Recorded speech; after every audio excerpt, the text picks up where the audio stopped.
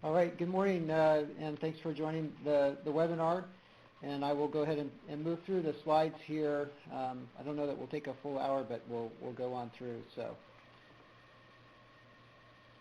all right, just want to give you kind of an idea of the scope of the mortality. If you haven't had an opportunity to see it out there, this is what we were looking at in Mariposa County earlier last year, in March of last year. We had seen pockets like this developing elsewhere in the Sierra Nevada, and all indications were that we were headed for a significant outbreak across the Sierras. And unfortunately, as the summer progressed, it bore out, and by the fall of last year, we saw areas where those pockets had expanded significantly, encompassing large portions of the stand. And there you get kind of a side-by-side of what occurred just over the course of last summer. So that's just a sample. That's occurring in areas really from Kern County north on up into Tuolumne, Calaveras, and even further north. There's other areas in the state that are experiencing significant mortality, but perhaps in smaller areas. So up in Cambria, we know that there's mortality in the Monterey Pine stand up there. It's just a relatively small area compared to the entire Sierra. So, as a result of all of the mortality that was being seen in October of last year, the governor issued a proclamation, state of emergency, and listed a number of different items in that state of emergency that needed to be worked on by state government, and called for assistance from federal as well as local government in addressing the problem. And really the proclamation and the activities that were directed from the statewide task force really are geared towards the work happening at the local level. And I'll hit that here again in a moment. But it's really all geared towards the on-the-ground work occurring with local government and local efforts in the counties and units and forests not out of Sacramento. So there are a couple of specific things that were identified for the task force to work on. The task force was formed as a result of the governor's proclamation, and here are some of the key things that were identified in directives in the governor's proclamation. One of them was to identify high hazard zones, and those are areas in the state that as a result of mortality are at risk for fire and or falling trees. And so our FRAP shop, in conjunction with others, have been working on that. A first iteration came out on that in December of last year, and we've been working with that iteration until now, and just recently have worked on a second iteration of the high hazard zones, which will encompass a larger geographic area, recognizing that there is an increased fire risk as well as risk of falling trees in that larger geographic area. Not just in the area that was originally identified. So that's being worked on. Also work to remove trees in the high hazard zones. One of the directives calls for local government specifically, as well as other state agencies within their normal jurisdictions to work in these high hazard zones to remove trees, to really address specifically areas where the trees and assets at risk come into conflict with one another. And those assets at risk would include things like roads, power lines, communication sites, structures, school sites, all of those kinds of things, water conveyance structures, all of those would be included in assets at risk, either as a result from fire in a mortality stand or trees falling on those things. Another thing that was called for in the proclamation was for CAL FIRE to identify specific storage sites or processing sites out there, and so that process is also ongoing, looking for sites where logs can be stored into the future or also processed on those sites as well. So that is being looked at across ownerships. Another one was then for CAL FIRE to distribute equipment to local government or to make available to assist local government in addressing the mortality. And right now CAL FIRE has purchased or is in the process of purchasing some equipment that will be made available to assist those local efforts in the near future. And I can perhaps come back on that one as time allows. Also, it was recognized that there's a lot of regulations out there that may perhaps impede the progress of removing the dead trees, and so that was called for as well in the proclamation, to look for regulations and policies, things that might slow the work, and so we have a work group specifically working on those types of issues. And then also to look at the potential for maintaining bioenergy facilities that we have, as well as potentially expanding the number of bioenergy facilities that are out there, and keeping those up and operating. And that right now is a significant part of our efforts. And we have, again, another work group that's working specifically on that task. So they're working on that. And then another item was to identify potential markets for the material. Probably our biggest single hurdle right now is what to do with all the material that is dying out there. And so the marketing group and both the bioenergy group, those really two are geared at what do we do with all that material once we are able to get it cut and removed. So those are all efforts of the task force. Again, it's all geared towards the local effort. And to that end, we're encouraging local government, county government, to develop their own task force or coordinating groups to bring all the different folks together at the table: county government, CAL FIRE, Forest Service, local municipalities, local fire districts, CHP, Caltrans, all of those players to come to the table, community groups, fire safe councils, etc., to bring all their resources to the table and leverage everyone's respective resources towards addressing the problem. So it's all geared towards that local effort. That's just a copy of the front page of the proclamation. You can see the proclamation on our websites, which I'll touch here in just a moment. So the task force, again, was formed as a result of that proclamation. Right now, the proclamation is composed of 19 different directives, and we refer to those all the time as the authority for what we're doing. We've established 8 working groups, and I will touch on what those working groups are here in just a moment. And right now we have, last count, 79 entities that are involved in the task force, and it's, again, a combination of state government, local government, federal government, as well as private industry, things like PG&E, SCE, and a number of different foundations and organizations that are all part of the task force working to assist local government.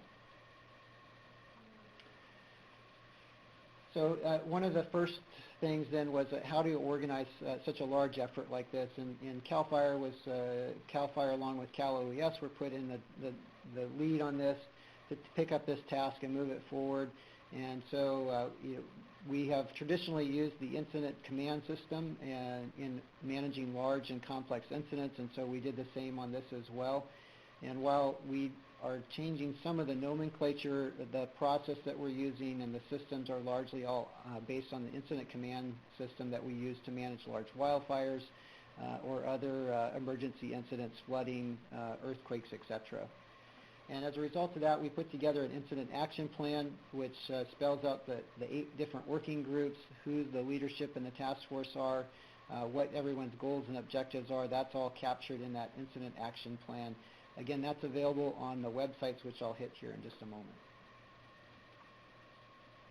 So this is the current structure of the task force. There are 3 chairs: Director Pimlott with CAL FIRE, Director Ghilarducci from Cal OES, and then Wade Crowfoot, who's the Deputy Cabinet Secretary in Governor Brown's office. And those 3 folks provide the sideboards and the overall direction for the task force. I will say that Wade Crowfoot has been very directly involved in the process, and it's been great to have someone directly representing the governor's office provide input and direction for the task force. Task force leaders then are myself, and then Chris Anthony is the deputy task force leader, and Whitney Bray is our logistics chief. And while we have titles, we really all work closely together the three of us do, and try to spread out and share the load of working with the task force. So we are all taking that task on. Then the task force is also organized into 8 working groups. I mentioned those. Those are the 8 working groups you can see there: forest health and resiliency, mapping and monitoring prescribed fire, public outreach, regulations, resource allocation, utilization bioenergy, and utilization market development. Each of those takes a piece of it. Their objectives and tasks are all based on the 19 directives that are contained in the proclamation. So each one of those groups has a piece of activity within the group to work on. As time allows, we can come back and perhaps touch on some of the specific responsibilities of each of those groups. So just organizationally, that's what we look like. Again, the 3 chairs over the task force leadership, and then the 8 committees reporting up through the task force leadership to the committee as a whole. We do meet on a monthly basis, and so our next meeting is a week from yesterday, next Monday the 14th. And so we meet, have a physical meeting in the Capitol once a month, and there's usually good attendance on that. About 75 to 100 folks have been attending the task force meeting so far, and it's been a good chance to exchange information, share what's happening, and identify issues and problems that need to be resolved, and then also to report out some solutions to what's occurring. So here's our 8 different working groups, and then you can see this is just a snapshot of some of the different entities and agencies that are in the task force, and that they have different folks assigned in the working groups. It's a lot of moving parts, and that's one big part of Whitney Bray's job, is to keep all this squared away, and she's doing an awesome job at that. So we appreciate that. Public outreach, this is one of the big tasks that we have. We have 2 different websites that are being maintained by the public outreach group. The first one is the task force website, and that's the treetaskforce.org. It can also be accessed with a direct link on the CAL FIRE webpage. That's really designed as an internal website, an information sharing website for folks working on the task force. Certainly the public can get to it, they can see it, they're welcome to look at any of the information there, but it's not designed or geared for public interaction. It's for the different working groups and members on the task force to share information. The outward or public-facing website is the next one there, prepareforbarkbeetles.org, and that one is specifically designed to provide information to the public on everything from the biology of bark beetles, what's going on with the mortality that they're seeing, to trying to provide them some potential resources to help them deal with the dead trees that are around their house, as well as what they can do to clear trees, what they should be doing, preparing for fire season, when the best time of the year to do some of this work is. All those kinds of things are on the prepareforbarkbeetle.org website. The other thing that's on both websites is the tree mortality viewer, and that's where really they can take a look at all the mortality that's occurred out there. That is largely based on the Forest Service aerial detection system and their program. That mortality that shows it on there, it really comes from their efforts, and so that's represented there.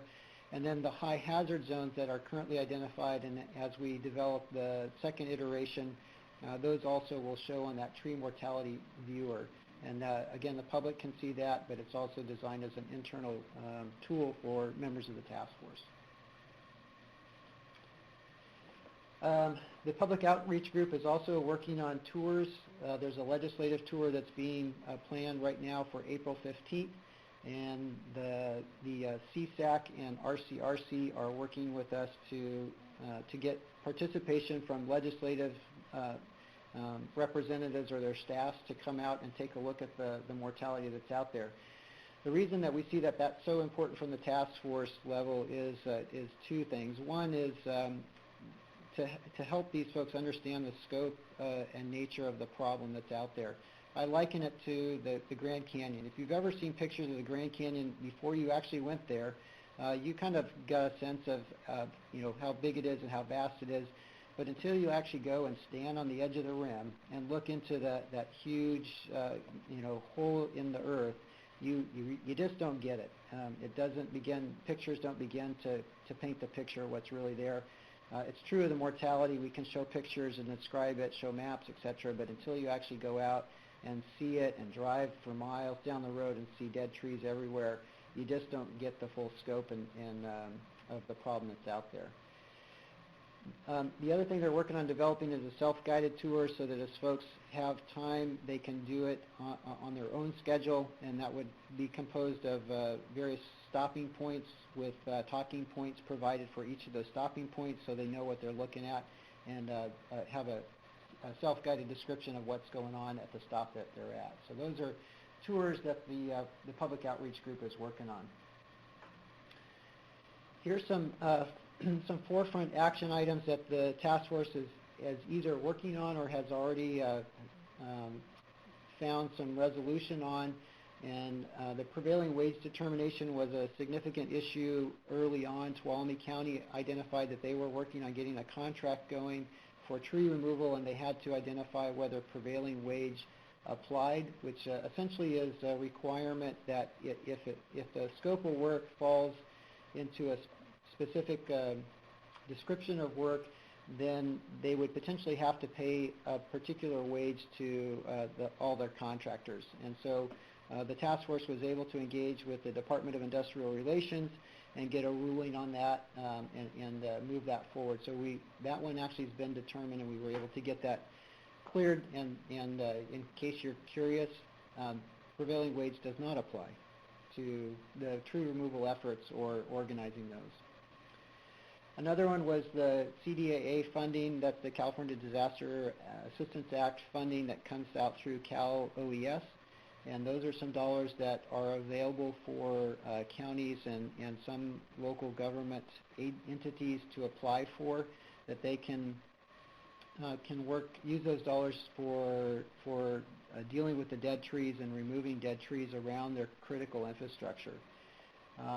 Again, working with Cal OES and the task force, we were able to get that available to several of the counties.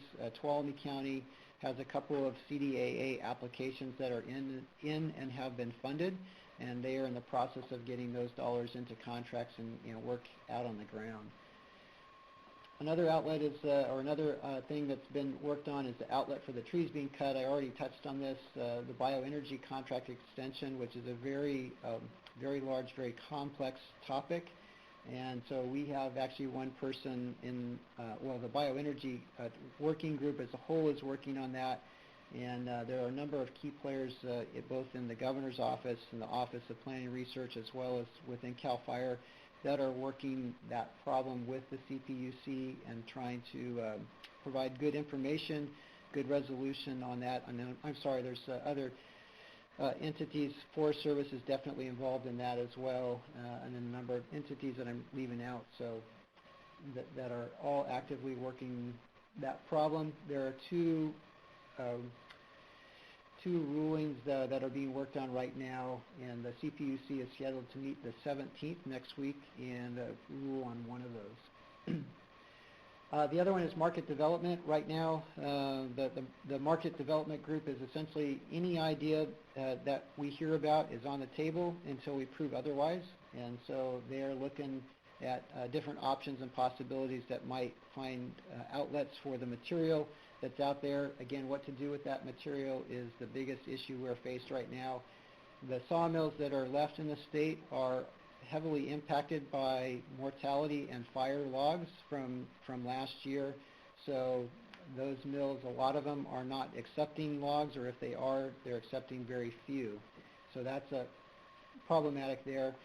That leads us to look for places where we can potentially store material, where it could be utilized down the road for biomass or other products. Obviously, there's a limited shelf life on the logs as they sit out there, and a lot depends on how you care for the logs while they're in those log decks. We don't have the capacity on most sites to water them as they do at the mill to keep them from checking and those kinds of things. So it really is a temporary storage site till we find other options. And then another big one is assistance for private landowners. We hear over and over that there are landowners out there that know that they have dead trees, know that they need to get them taken out and removed, but the financial burden is simply something that they can't bear. And so we're also looking for opportunities or ways that we could assist those private landowners that need that additional help to deal with their trees.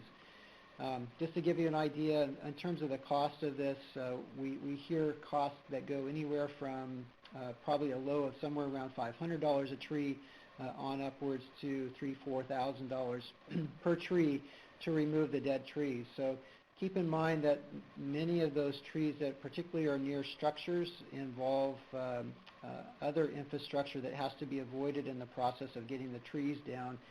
They can't necessarily just be free fall. They have to be pieced out to avoid damaging power lines or roads or driveways or other structures, all those things. So it can become quite costly to get those trees out.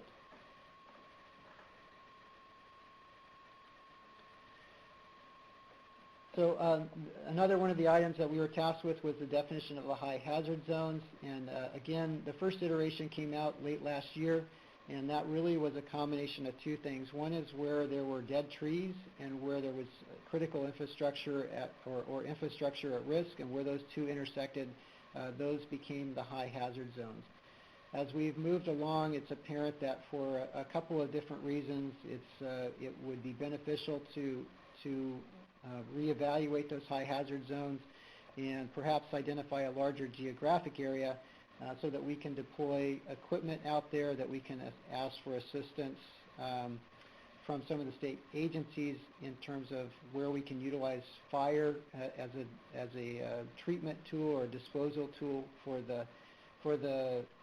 all the woody material that's coming out, and then also for the bioenergy component. All those things has compelled us to take a look at broadening the geographic area that compose the high hazard zones. So where we're headed with that right now on the high hazard zones is really taking a second look at more of a watershed approach to those high hazard zones and identifying where we have watersheds that have dead trees in them that really just in themselves, the dead tree component in them represent a fire risk. If fire were to get established in those dead trees, would it cause us a problem in the watershed as a whole, and would it threaten infrastructure, both natural and man-made infrastructure in those watersheds? So we are very close to a final product on that. I would say a final draft product on that that should be released here in the probably next week or two. That we will put that out for everyone to take a look at. So, all right.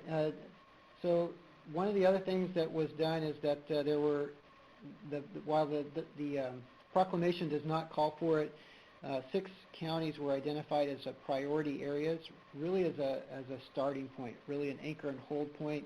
The problem is elsewhere in the state, but we needed a place to focus our efforts on, where the mortality was very significant in those 6 counties that you see listed there. From Kern County on up to Tuolumne County were identified, and that has been the focus of our work for the past couple of months. We do anticipate that those 6 counties are going to expand beyond that. Particularly to the north of Tuolumne County, looking into Calaveras, Amador, El Dorado, up into that country. That because of the mortality that's occurring there and what we anticipate will occur over the next several months, it's likely that those counties will be considered for inclusion in the priority counties. To be included, we're still working through that process and what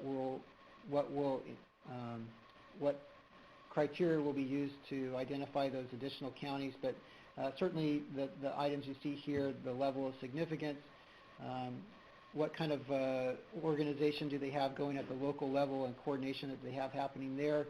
Do they have a tree removal plan? Do they have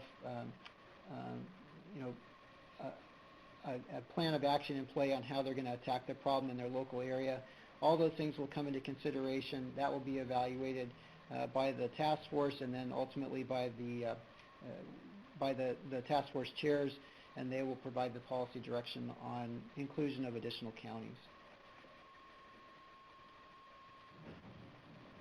So one of the things that we're working on is a guidance document, and so each of the counties really is encouraged to do some of the things that are listed here in order to coordinate their efforts, and certainly developing a core planning team, and whether they call it a task force or a planning group or a coordination group really is immaterial from our perspective. What we want to see, or what we encourage them to do, is have that local planning and coordination effort. And even just on simple things, like we were working with one group the other day, and they identified, hey, we have a need for electronic reader signs that you would post alongside the highway. And they said, we need some of those. And so, we kind of asked the question back to them, well, have you talked to Caltrans or to CHP?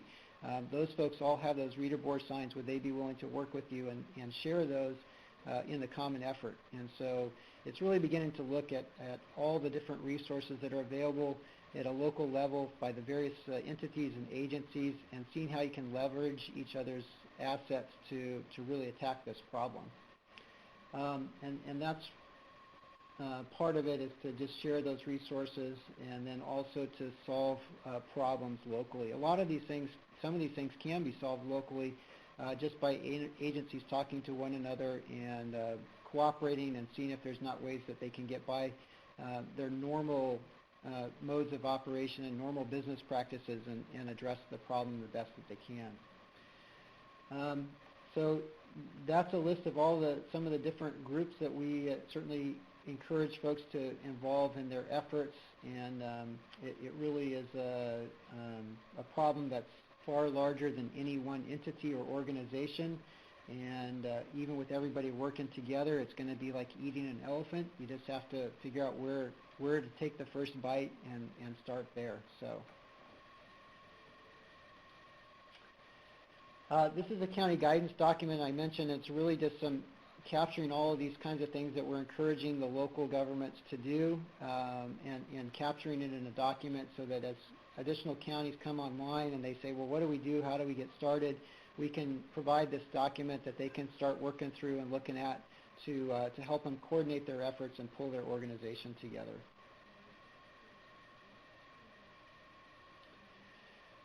So a couple of things that we have concerns about as the task force, and that's implications for fire protection down the road.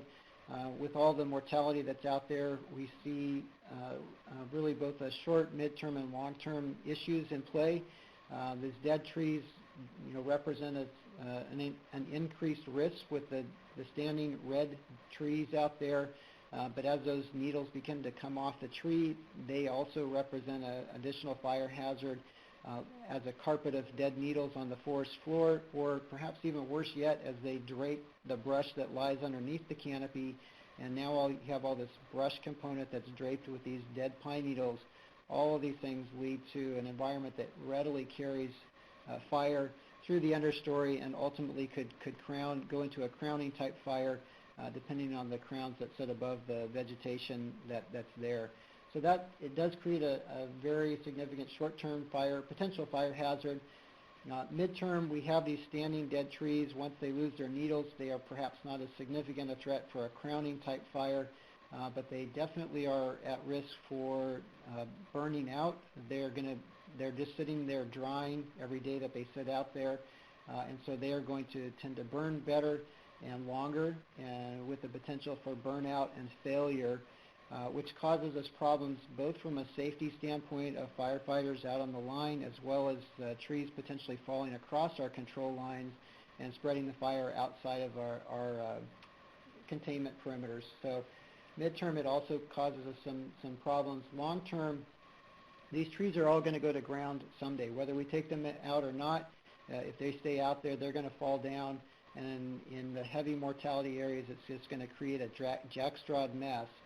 And now you have all these heavy fuels down on the ground, and if a fire burns through that, and we have experience with that on some fires in Southern California in the beetle mortality areas that didn't get treated or that weren't treated.